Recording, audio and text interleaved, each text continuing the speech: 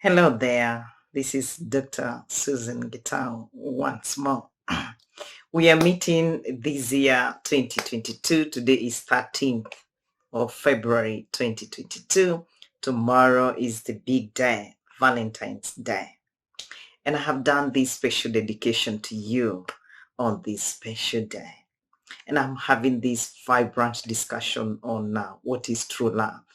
Many people have different definitions of love, but I know if you go to dictionaries, they are going to tell you it's a deep sense of affection to something, to an activity, to someone.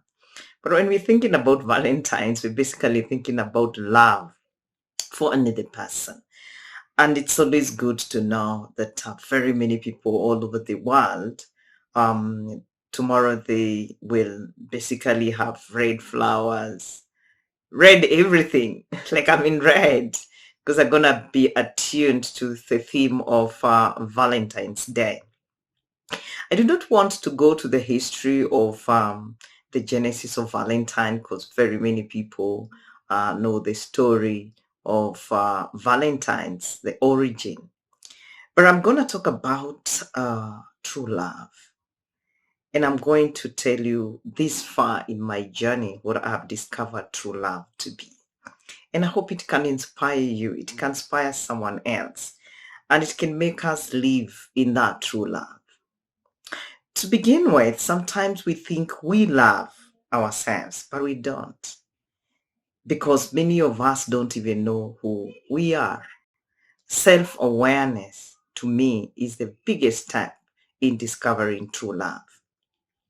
Because if you are aware of yourself, you know what you like, you know what you don't like, you know your values, you have your boundaries. It's very, very important for you to know who you are so that you can set all those parameters in place. And when you do so, it's very difficult to keep complaining that other people don't love you, that you complain about yourself. Because when we talk about self-awareness, we also talk about you accepting, and especially you accepting your weaknesses. We all have weaknesses. If you get a perfect human being, kindly give me a call and let me know where they are so that we can front them to the Guinness Book of Records. So no one is perfect. We are all flawed human beings, and we try every day to actually love and love truly. And so very many people don't know their personality temperament. They don't know what they like. They don't know about their future dreams. They don't know about their vision. And that kind of a person coming into your space and they asking for love or they want to give you love, there is a probability of you actually getting conflicted. So it's very, very important that we get to that level of asking ourselves, do I know who I am? Very, very important. I have been talking about loving yourself. What would kill self-love? Self-love can be killed by early childhood traumas or pains. And if you have any pain that is unprocessed, you can take this to the bank. You will not love yourself wholly. Because this pain can make you behave like a person who is always angry, a person that is always frustrated, a person that is always jealous, a person that is always ready to put other people down. Put yourself down. Even when people compliment you, you don't take it. You just think they're just joking around with you. You don't even believe in your own abilities. You don't believe in your own dreams. You don't believe even when somebody loves you. You just think they're joking with you. And so we need to have a look at ourselves, get into the inside of our childhood, and we can always do an inventory of what happened when I was maybe 1 to 10 years of age. Are there things that happened in my life when I was maybe in school, when I was at home, in my community, that made me not like myself, that made me reject the person that I am? Very, very important. And when you discover that, it's not yours to go fighting and looking for people that hurt you or pain you. It's you to face the pain with a lot of courage and loving it and embracing it. And the most beautiful thing is that it transcends. Like when you face it, you don't deny it, you don't resist it, you don't resist it, rather, you find yourself living through it. And that is why very many people who love and love compassionately have been through a lot of pain, but they didn't deny, they didn't resist. They allowed themselves to go through that pain. They transcended through the pain to become new beings that love themselves without being egoistic, without being selfish. They just love who they are. Because if they don't do that, you can bet no one else will. And there are many pains that we can also encounter, maybe in our teenage life, in our young adults, and even later in adulthood. And these pains, you need to know they have different sources. Sometimes it's failure in our careers. It could be failure in school. It could be failure in relationships. It could be rejection. It could be just difficult moments in our lives. And that pain, if it is not processed, it's gonna kill the love that you can have toward yourself. And you can't love other people. Now, the biggest challenge comes when we start loving other people. There are people we cannot afford to love, rather, the people who are very close to ourselves. We cannot afford not to love them. We cannot afford not to love them. And if we do, we pain them all because they're very close to us. One of them, we're talking about our parents, we are talking about our siblings, we are talking about our relatives. Now I'm widening the circle. And we are also talking about people we work with. We're talking about people who are our friends, our peers. If these people are always in your world and you really don't have any affection towards them, then you can bet you will be having very difficult moments when you are in their space or they are in your space. And so at times our parents have been the biggest source of our pain. So what do? I need to remember this. I need to recall this. I need to package this. And I need also to cut through the pain my parents caused me. If there was any rejection in the way they compared me with other kids or with my siblings, the way they compared me probably with other children from different families, the way they critiqued my behavior, the way they brought me up, if it was neglect, if there were insults, there was any form of abuse from my parents, I need to accept it happened. And then from there, I can process it. And once I process that, I just re-engineer myself to be that whole being again. The being that was messed up by parents, becoming a being that I would love to be. Remember I said in the first discussion that if you already know who you are, you process any pain that may have been caused even by you or the environment, there you are a new being. And then when you think about loving other people, you're thinking about your parents, and then you discover, oh, these people really hurt me. You need to process that. And if you process that, everything changes. You do not love them the way the world thinks, but you kind of have this compassion that makes you really want to take them for who they are. That makes you think, what could have been happening to my dad when he beat me senseless? What about my mom who neglected me? What is going on in their lives? Could they have been battling their own pain?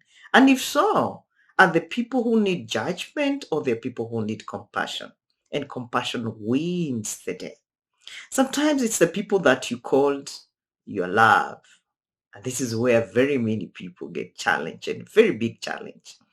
And you can recall the first time you say maybe you fell in love. It could have been infatuation. It could have been lust, and those moments also have painful experiences. And that is when you also discover that the world is quite different. You can imagine if you grew up with the baggage of lack of self-love, You don't have parental love. You have wounds from your parents, a child relationship. You have wounds from your family. You have wounds from sibling rivalry.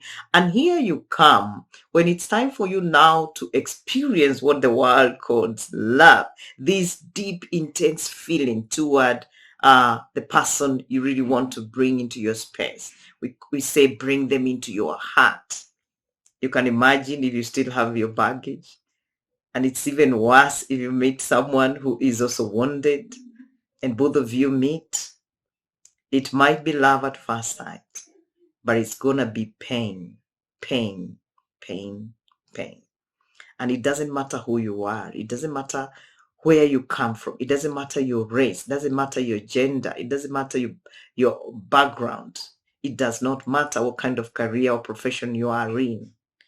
If you are someone who is wounded, and you're looking for someone to love, or someone is looking for you to love, I want to tell you why the world has all this pain that we are seeing is because there are so many people who are wounded and walking into spaces that they are calling love.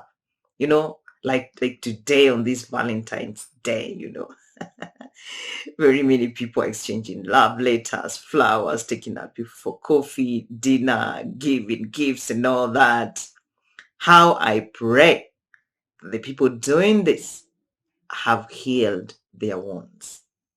And there are people that grew up very well, families that were full of affection, validation, affirmation, and you became this successful person. But time came when you needed to hook up with someone else for love, for marriage, and settling down into family life. But then you meet someone else who have been wounded. This person grew up with all these pains, all these wounds, but now they're becoming your lover. They're becoming your romantic partner. And all you find is that they are taking and taking and taking away from you. They're not giving you anything in return. And because you're not aware, because you grew up in a space where there was a lot of giving and giving and giving, that is what you learned to do. This person does not reciprocate. And so at some point, you're human. You're going to get tired. And when you get tired, what you call love turns into hatred. And all you do today is to want to destroy them. Either you want to destroy them by being unfaithful, you want to destroy them by being unavailable, you want to destroy them by lack of supporting them, you want to destroy them by bringing them down. And that is why today, what we are calling the sexual and gender-based violence is highly on the rise, because there are very many people wounded in marriages, very many wounded in love relationships, very many people wounded in love triangles, very many wounded people in schools, in families, in communities, in society. We have people who are wounded. Just tell me, is that true love that they are giving when they're breaking people's hearts, when they're bringing them down, when they're maiming them in the name of love? These are wounded people. If you find situations whereby in a marriage, in a relationship, you are the one who is always making phone calls. You're the one who is always following up on how the other person is doing. You're the one who is always saying, I want to cover their shame. I want to make sure my kids are okay. But your partner is never involved. You two are wounded because you keep pursuing to be validated, to be loved. But deep down, inside of you, you're dying. Is that true love? Is it true love? And so this is where we need a lot of awakening, such that when you're talking about true love, it's not just a feeling. It's not just an intense desire to be with another person. It's not just an intense feeling to be with someone and always see them close to you. Let it be a desire to see them become what God desired them to be. A desire to see you become what God desired you to be. And if you're blessed with children, let that true love be that you're seeing them become what God desired them to be. I know this sounds very idealistic, but that is how we also feel when we say we are in love. Can we turn around situations that have been very, very painful in our lives to situations that we can love and truly love? So when I'm thinking about you that is looking at me, you that is watching me, you that is having a reflection right now about true love, do you really love yourself? Do you really know who you are? Do you really know how to love?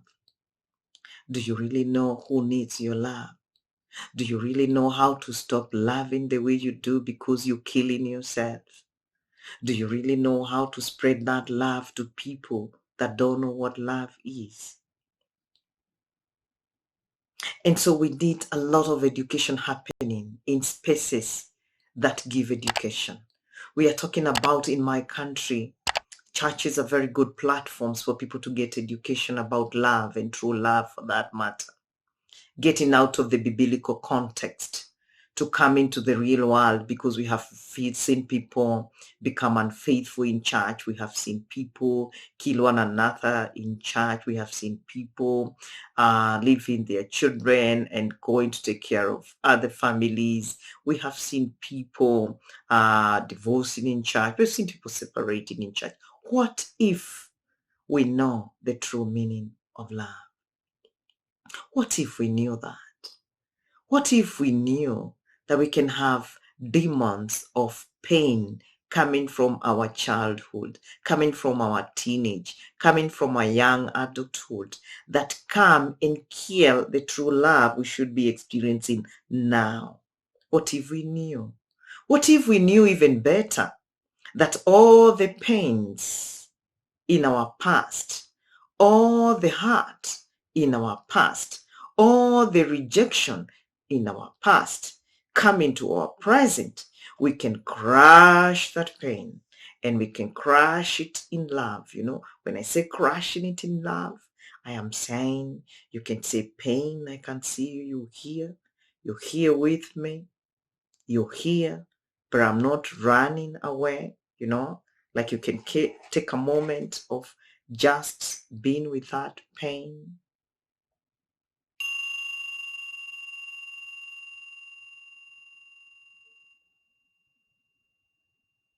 Focus on it. For example, if you are rejected as a young adult, you face it. Maybe the rejection was done in a very shameful way. Maybe it was public. Maybe somebody put your booting message on Facebook, Instagram, everywhere they tweeted about it, that they have dumped you. Celebrate that moment now, because you can love again. And you can begin by loving yourself again. You can begin by looking inward and seeing the most beautiful thing about yourself. You can see how far you have come despite that rejection.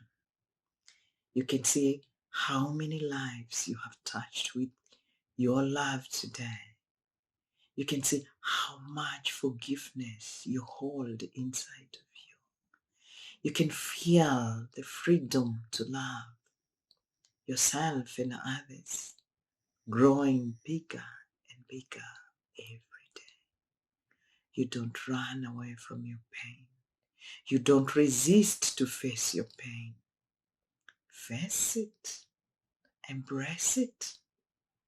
Just have it close to you and allow it to do what it knows how to do best. It can take you to different spaces. The pain, especially of rejection, because when our parents never loved us, when our teachers never loved us, when our sisters, our brothers never loved us, we felt rejected. When we grow up in sheer poverty, families full of abuse. We felt rejected. But here you are, allowing this pain to come to your memory. When it comes to your memory and you're aware of it, you can embrace it. And you can remember all people in the world that have been rejected like you, yet they found love. And the most beautiful love they found is loving themselves. And the most beautiful some of them found is that the one who brought them here, the God of might, loves them unconditionally. And they have learned along the way to love themselves unconditionally. And they have experienced the beauty of loving themselves unconditionally. And they have now taken this love to the world, unconditional love. Unconditional love does not judge. Unconditional love does not belittle. Unconditional love affirms. Unconditional love is open. And when we are open to discover other people, to discover their strengths, even their weaknesses, and where they want to go and their visions, then we can talk about true love. So are you still there? What is true love? Do you truly love?